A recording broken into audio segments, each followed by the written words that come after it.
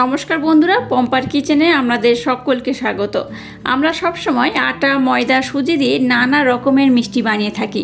তবে আজ আমি একদম আলাদা একটা উপকরণ দিয়ে মিষ্টি বানাবো। চিনি ছাড়া আজ বানাবো মুড়ি দিয়ে দুর্দান্ত স্বাদের একটা নতুন মিষ্টির রেসিপি। আর এই মিষ্টিটা যাকে বানিয়ে খাওয়াবেন সেই আপনাকে ভীষণ প্রশংসা করবেন, আর কিভাবে বানিয়েছেন জানতেও চাইবে। তাহলে চলুন মুড়ি দিয়ে আজকের দুর্দান্ত স্বাদের এই ইউনিক মিষ্টির রেসিপিটা দেখে নেওয়া যাক। আজকের মুড়ি দিয়ে মিষ্টি বানানোর জন্য দেখুন এখানে আমি মুড়ি নিয়ে নিয়েছি।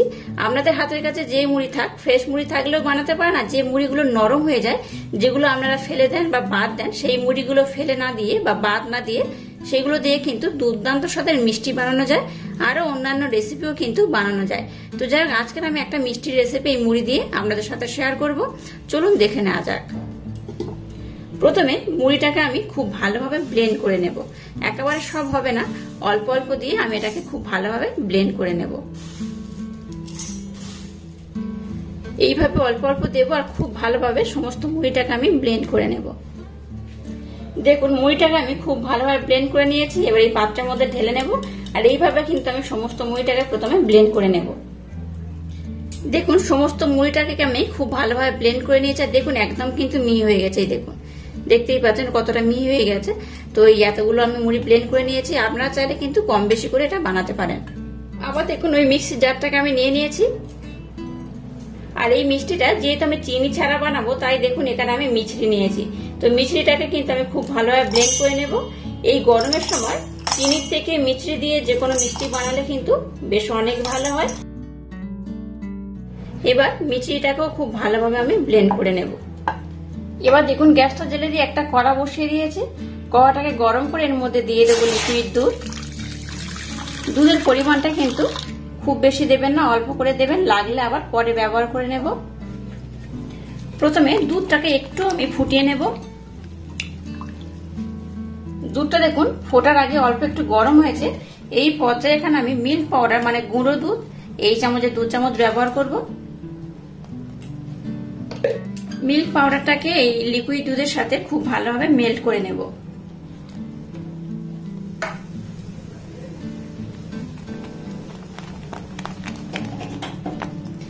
দুধটাকে দেখুন আমি কিন্তু বেশ ঘন করে জাল দিয়ে নিয়েছি। এই পর্যায়ে এখানে দিয়ে দেবো যে মিছরিটাকে ব্লেন্ড করলাম, সেখান থেকে অল্প একটু দিয়ে দেব। মিছরিটাকে দুধের সাথে প্রথমে খুব ভালোভাবে মেল্ট করে নেব। মিছরিটাকে দুধের সাথে মেল্ট করে নিয়েছি, আর দুধটাকে কিন্তু আগে থেকে আর একটু ঘন করে নিয়েছি। এবার যে মুড়িটাকে আমি ব্লেন্ড করলাম সেটার মধ্যে আমি দিয়ে দেবো, অল্প অল্প দেবো, আর এইভাবে কিন্তু মিক্সড করব। একেবারে সব দিয়ে দেবেন না, অল্প অল্প দেবেন আর এইভাবে মিক্সড করবেন। দেখুন এই মুড়িটাকে দুধের সাথে আমি খুব ভালোভাবে মিক্সড করে নিয়েছি। আর গ্যাসের ফ্লেমটাকে লো রেখে কিন্তু এই প্রসেসটা করবেন, হাই দেবেন না, তাহলে কিন্তু মুড়িগুলো পুড়ে যেতে পারে। তাই গ্যাসের ফ্লেমটাকে একদম লো রেখে এইভাবে এটাকে আমি খুব ভালোভাবে মিক্সড করে নিয়েছি। আর মিশ্রণটা দেখুন কেমন হয়েছে, খুব টাইট নয় আবার খুব নরমও নয়। তো যা মিশ্রণটা দেখুন একদম রেডি হয়ে গেছে। এবার আমি গ্যাসটাকে বন্ধ করে দেব। দেখুন মিশ্রণটাকে এই পাত্রের মধ্যে উঠিয়ে নিচ্ছি। এবার এটাকে একটু হালকা ঠান্ডা করে নেব। খুব ঠান্ডা করলে হবে না, আবার খুব গরম থাকলে এটা কিন্তু মাখানোও যাবে না, তাই একটু হালকা ঠান্ডা করে নেব। এবার দেখুন একটা ছাঁকনি নিয়ে নিয়েছি। এর মধ্যে এই চামচের 2 চামচ দিয়ে দেবো ময়দা, একদম অল্প করে দিয়ে দেব। এই 2 চামচ ময়দা দিলে মিষ্টির বাইন্ডিংটা কিন্তু খুব সুন্দর হবে। আর দিয়ে দেবো এই চামচ 2 চামচ মিল্ক পাউডার। ছাঁকনির মাধ্যমে এইভাবে এবার আমি চেলে দেব। ছাঁকনির মাধ্যমে এইভাবে যদি একটু চেলে নেওয়া যায়, তাহলে কিন্তু এর মধ্যে এয়ার বাবলস বা লাম্পস থাকে না, আর মিষ্টিটা কিন্তু খুব ভালোভাবে তৈরি হয়, আর মাখানোর সময় কিন্তু খুব স্মুথ হয়, নতবা কিন্তু ডলা পাকিয়ে যায়। আর এইভাবে একবার চেলে আপনারা ব্যবহার করবেন, আমি যেভাবে করছি দেখবেন এর মধ্যে কিন্তু আর ডলা থাকে না, খুব ভালোভাবে কিন্তু এটা মিক্সড হয়ে যায়। এবার অল্প করে আমি বেকিং পাউডার দিয়ে দিলাম, এই চামচের 3 ভাগের 1 ভাগ। এবার এরকম হালকা গরম অবস্থায় এটাকে কিন্তু খুব ভালোভাবে মেখে নিতে হবে। একদম ঠান্ডা করবে না, তাহলে কিন্তু খুব ভালোভাবে মিক্সড করা যাবে না। একটু হালকা গরম থাকবে, তখনই কিন্তু এটাকে এইভাবে মাখিয়ে নিতে হবে। এটা মিক্সড করার পর আমি আপনাদের দেখাচ্ছি মিশ্রণটা কেমন হবে। মিষ্টনটাকে দেখুন আমি কিন্তু বেশ ভালোভাবে মেখে নিয়েছি। এবার এখানে 1 চামচ আমি ঘি দিয়ে দেব। ঘিটা দিয়ে আরেকবার আমি খুব ভালোভাবে মেখে নেব। 1 চামচ ঘি দিলেই কিন্তু হবে। ঘি দিলে কি হবে, এই মিষ্টিটা সেন্ট তো খুব সুন্দর হবে আর খেতেও কিন্তু দুর্দান্ত লাগবে। দেখুন এটাকে আমি খুব ভালোভাবে মেখে নিয়েছি।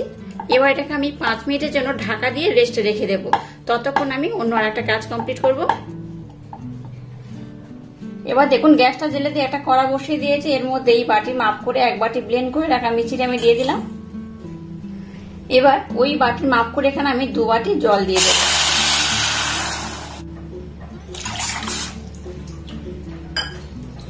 এবার এখানে একটু ঘন আমি শিরা বানিয়ে নেব, তবে খুব ঘন নয়, একটা হলে যেমন হয় ঠিক সেই রকম একটা আমি শিরা বানিয়ে নেব।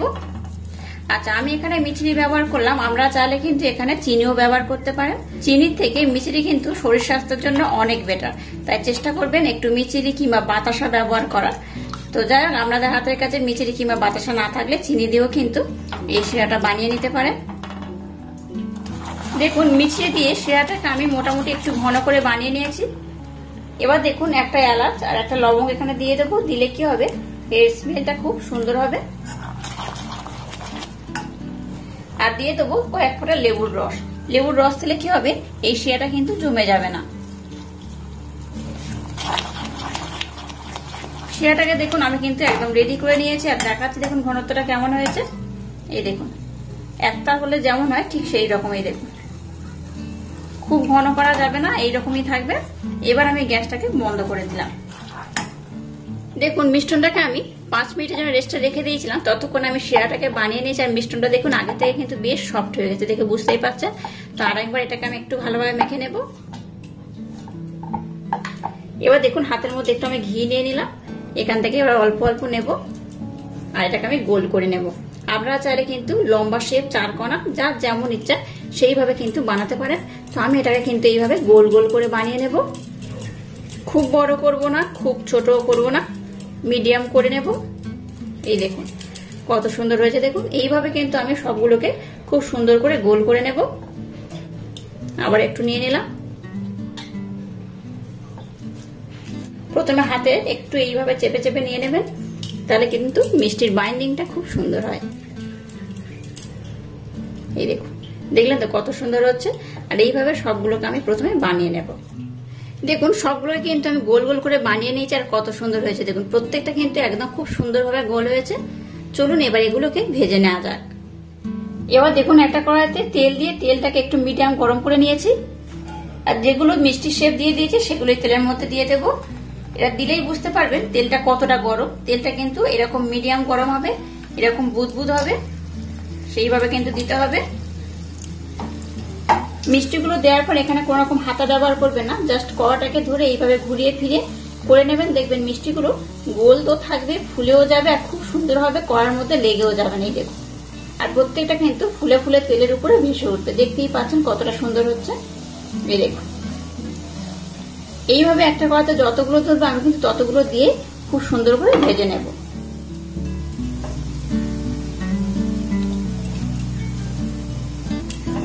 সব মিষ্টিগুলোকে আমি দিয়ে দিলাম। এবার অনবরত এগুলোকে এইভাবে আমি ঘুরিয়ে ফিরে খুব সুন্দর করে ভেজে নেব।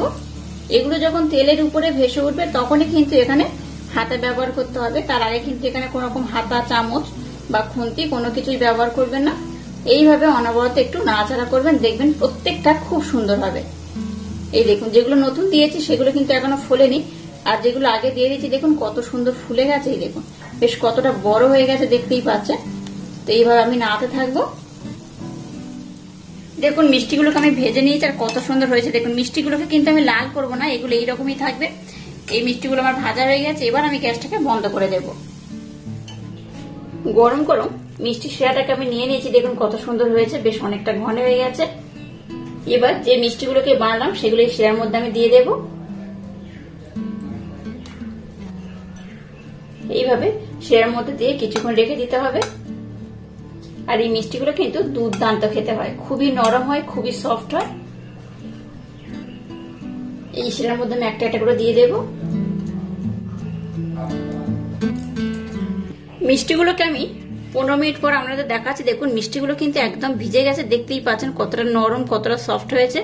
যেহেতু এটা মুড়ি দুধ দিয়ে বানানো, একদম কিন্তু খুব তাড়াতাড়ি সফট হয়ে যায়, নরম হয়ে যায়, দুর্দান্ত খেতে হয়। তো একটা আমি দেখাচ্ছি আপনাদের উঠিয়ে, দেখুন এই দেখুন একটা প্লেট নিয়েছি, এখানে একটা কেটে আমি আপনাদের দেখাবো এটা কত সুন্দর হয়েছে। এই দেখুন এটাকে আমি কাটছি, দেখুন একদম নরম তুলতুলে ভেঙে যায়। এই দেখুন শেয়ারটা কিন্তু খুব ভালোভাবে অ্যাবজর্ব করেছে, দেখে বুঝতেই পারছেন কতটা অপূর্ব অসাধারণ। অবশ্য বাড়িতে আমার মতো এইভাবে একবার ট্রাই করবেন, আশা করছি আপনাদের ভীষণ ভালো লাগবে। আর আজকের এই দুর্দান্ত স্বাদের মিষ্টির রেসিপিটা যদি আপনাদের ভালো লাগে তাহলে চ্যানেলটাকে লাইক শেয়ার কমেন্ট এবং সাবস্ক্রাইব করবেন, আর পাশে থাকা বেল আইকনটা প্রেস করে দেবেন। তাহলে টাটা, আবার দেখা হচ্ছে নতুন কোনো রেসিপি নিয়ে।